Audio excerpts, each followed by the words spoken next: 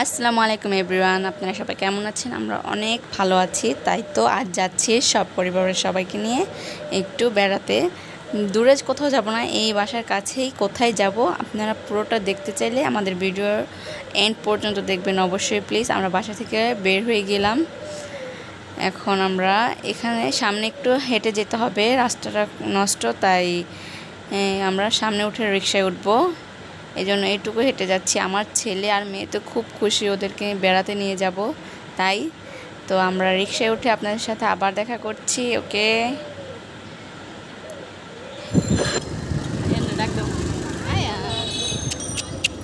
আমরা কই যাচ্ছি? বেলা করতে যাচ্ছি। আমরা অলরেডি পার্কটার অনেক কাছাকাছি চলে এসেছি। এটা হচ্ছে উত্তরা 4 নম্বর সেক্টরের পার্ক। এই পার্কটা আমি ছোটোবেলা থেকে কম বেশি এসেছি। আমার ছোটোবেলা সহ আমার সন্তানদেরও ছোটোবেলা এখানে কাটছে। প্রায় আসা হয় এখানে।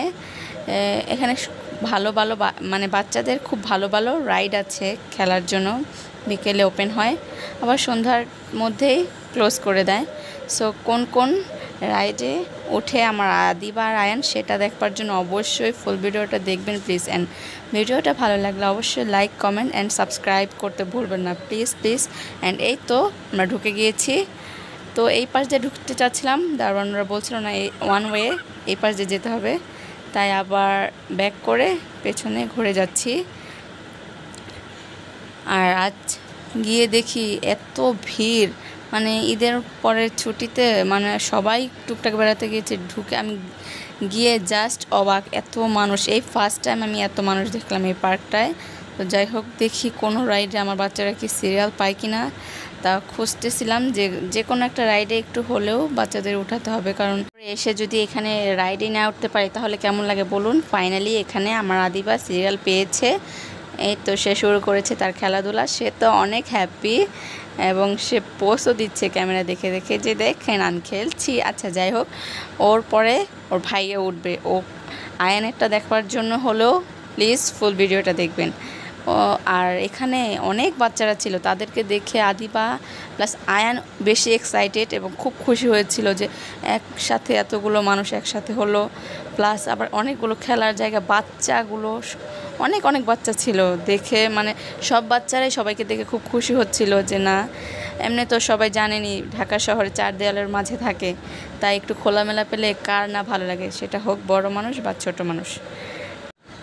আয়ান তো খুব হ্যাপি, এখান থেকে নামতেই চাচ্ছে না, এবং সে নামলেও মানে একাই কোথায় চলে যাচ্ছে আনন্দে, কোথায় যে যাবে মানে কোনো কুল কিনারা পাচ্ছে না। এই জন্য তাকে ধরে রাখতে হচ্ছে যে সে যেদিক জায়গা পাচ্ছে সেদিকে চলে যায়। এবার আমরা একটু মামে একটু হেঁটে আসছি, বললাম যে আমাদেরকে একটু দেখাও।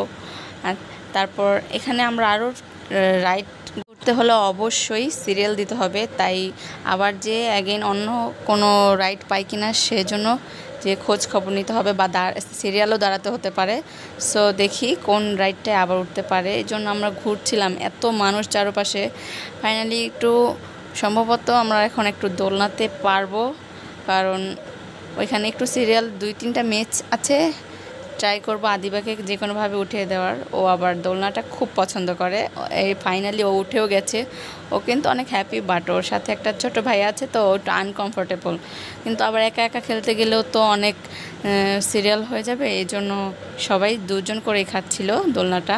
তো সবাইকে একটু 3-4 মিনিট করে দেওয়া হচ্ছিল টাইম, যে আর বাচ্চাদেরও তো খেলতে হবে, শুধু নিজেদের খেললেই তো হবে না। তাই ওকে উঠালাম, কিন্তু এখানে আয়ানকে উঠাতে পারিনি, কারণ এই যে আয়ান তো ছোটো, তো আর ধরে বসতে পারবে না। ওইখানে ছিল আরও ছোট বাচ্চাদের, বাট অন্যগুলো তো প্রচুর ভিড় ছিল। ওই আয়ানের বয়সী বাচ্চারা বেশি ছিল, তাই ওদের রাইডগুলোতে বেশি সিরিয়াল ছিল। তারপর আমরা চলে গেলাম আরেকটা ফানি একটা রাইড।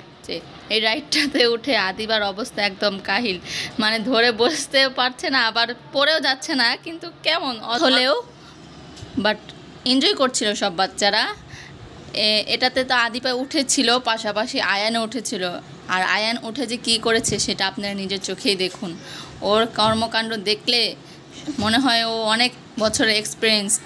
ও ও এটা ধরেছে এত শক্ত করে, আদিবার চাইতে শক্ত করে ধরেছে, প্লাস ও এখান থেকে নামবে না, যে কত কষ্ট করে এখান থেকে নামাতে হয়েছে, অ্যান্ড নামানোর পরে কী হয়েছে সেটাও অবশ্যই দেখবেন পরের ক্লিপটাতেই দেখুন। তবে এত জোরে চিৎকার করে কান্না করেছে ও ওই পার্কে। পরে সামনে একটা জিনিস পেয়ে ওটা দেখার পর একটু থেমেছে। দেন আমরা পার্ক থেকে বের হয়ে আমরা সবাই চলে গেছি ডিরেক্ট একটি আমাদের সবার ফেভারিট ফুচকার দোকানে। এখানে ফুচকা চটপটি দুইটাই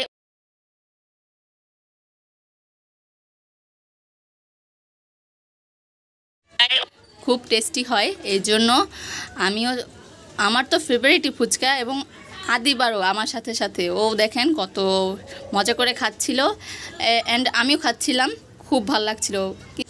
তাই তো এত মজা করে খাচ্ছিলাম আমরা মামে দুজনই। আর আয়ানকে একটু ওর বাবা নিয়েছে, কারণ খেতে গেলে আয়ান অনেক ডিস্টার্ব করে, তাই ও নিয়ে দাঁড়িয়েছে, আমাদের খাওয়া হলে ও খাবে। আর সবাই দেখুন টকটা কি ইয়াম্মি দেখতে, এই জন্য বারবার দেখাচ্ছিলাম টকটা, যে ঝাল লবণ মানে টক সব একদম ঠিক ছিল। কি করছো? মোমো খাচ্ছি। ও তোমার ফেভারিট মোমোস। এই যে ফুচকা খেয়ে ডিরেক্ট এগুলো নিয়ে বাসায় চলে এসেছো না? জি। তো খেয়ে টেস্ট করে দেখো কেমন হয়েছে। ভরা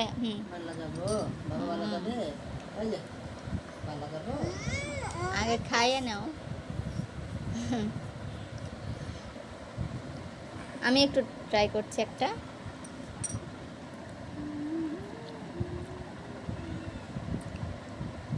বেশি টেস্টি না, বাজে।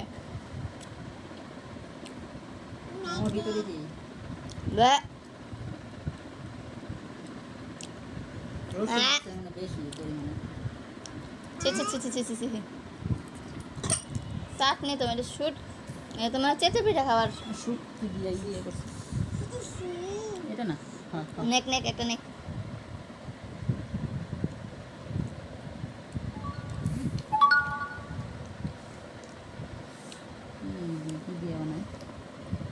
সস নাও, সস নাও। আঙ্গুরটি তো ভালো ছিল, এই জন্য প্রথমে না খেয়ে ভালোভাবে রিভিউ দিতে নেই, বুঝছো। এটা একদম বাজে একটা মোমো ছিল, ভেতরে একদম বাজে টেস্ট। আর সসটা মনে হইতেছে চিতই পাঠা খাবার যে একটা আছে না। অপস, আমার ছেলেও ফেলে দিয়েছে। Don't like this.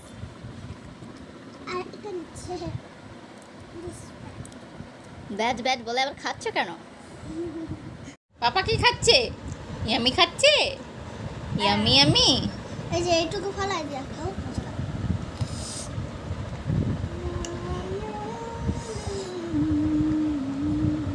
অনেক খুশি হয়ে মোমোসগুলো নিয়ে এসেছিলাম, বাট এত বাজে টেস্ট বলার মতো না, একদম বেস্ট বাজে।